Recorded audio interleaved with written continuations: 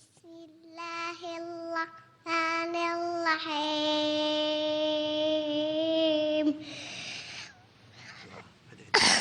رافع السماوات ومنزل الآيات إلهنا وخالقنا ورازقنا وليس لنا ربا سواك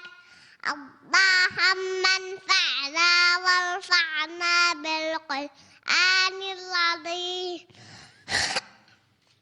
الذي رفعت مكانه وأيدت سلطانه وقلت يا أعز من قائل سبحانه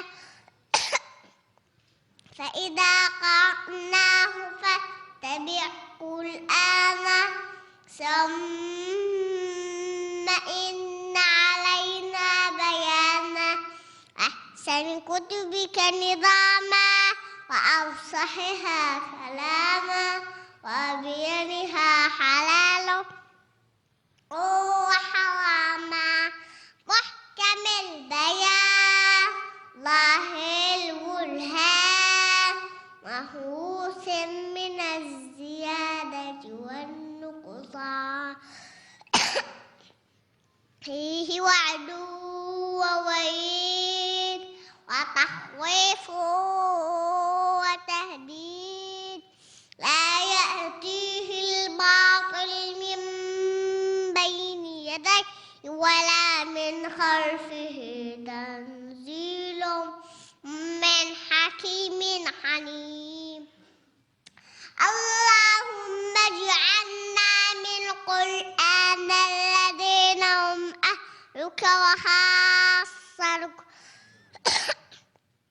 يا ذا الجلال والإكرام اللهم اجعلنا من القرآن الذين هم أهلك وخاصتك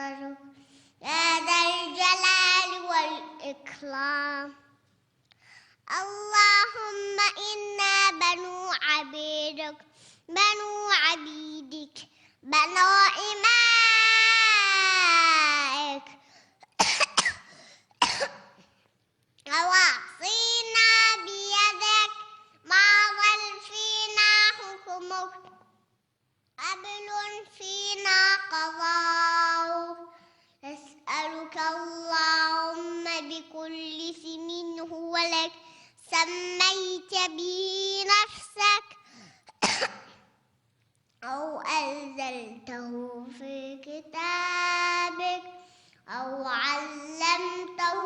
أحدا من خلقك أو استأثرت به في علم الغيب عندك أن تجعل القرآن العظيم ربيع قلوبنا ونور صدورنا ودناء أحزاننا وذهاب همومنا وضمومنا وسائقنا ودنيننا إليك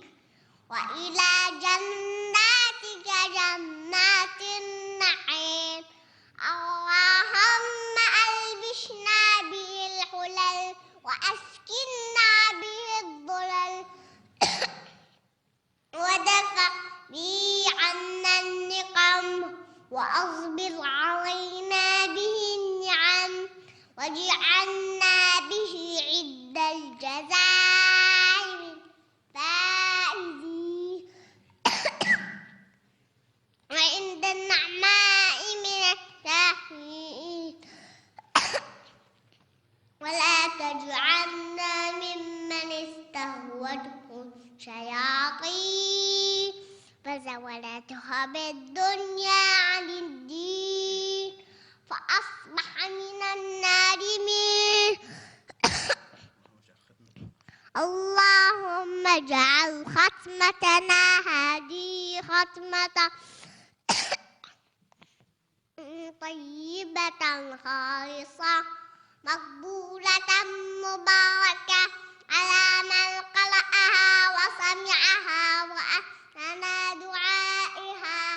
اللهم صل وسلم على نبينا محمد وعلى آله وصحبه والتابعين.